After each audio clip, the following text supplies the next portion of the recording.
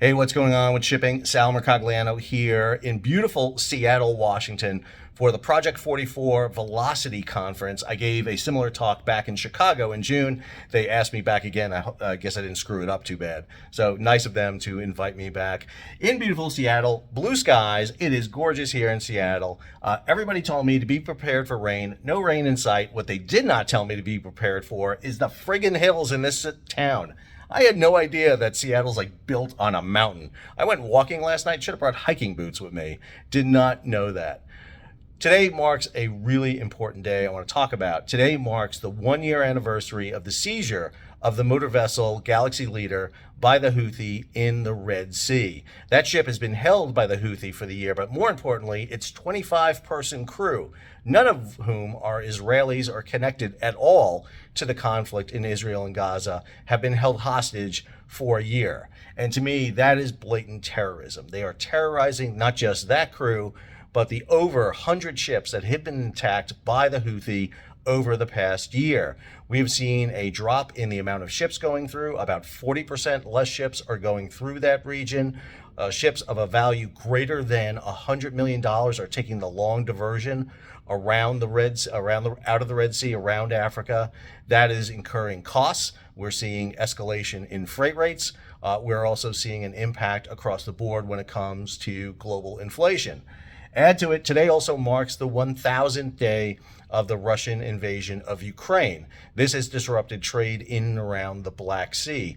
These two geopolitical events are shaping global shipping as we talk.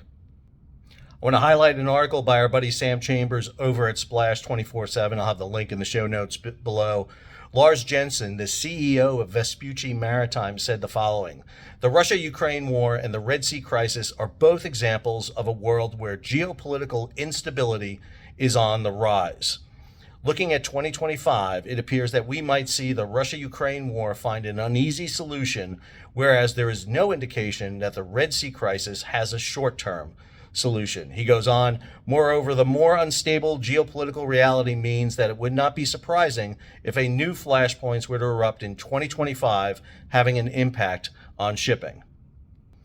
Beyond the two crises we see in the Red Sea and the Black Sea, we of course have confrontations going on in the South China Sea. We just saw a potential cable cutting in the Baltic Sea. There are sanctions against Russian energy out of the G7 EU because of the Russia-Ukraine war. That's bringing the Arctic into play. We have had issues in the Panama Canal with low water levels. And now with the new incoming Trump administration, we see the potential for the incursion of tariffs for goods coming not just from China, but from maybe any country outside the United States.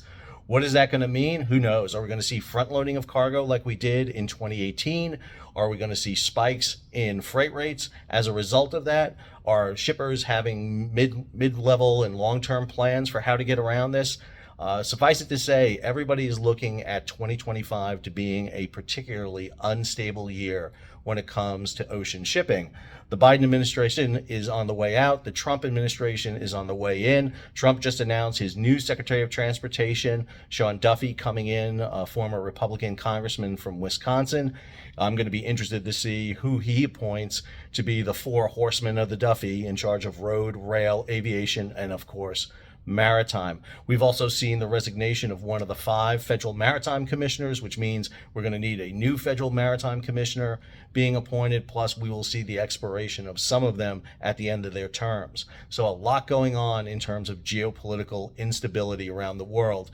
But in particularly, I want to take note of the 25 crew members who are being held hostage by the Houthi in Yemen. Those crew members have nothing to do with the conflict in Israel and Gaza. The ship is owned by Israelis. You want to hold on to the ship, hold on to the ship.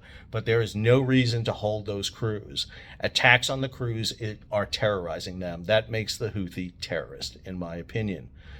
Hope you enjoyed today's video. I know the Houthi won't enjoy it. If you did enjoy today's video, hey, take a moment, subscribe to the channel, and hit the bell to be alerted about new videos as they come out. Give it a big thumbs up, share it across social media, and if you can, support the page. How do you do that? You hit that super thanks button down below, or head on over to Patreon and become a monthly or yearly subscriber.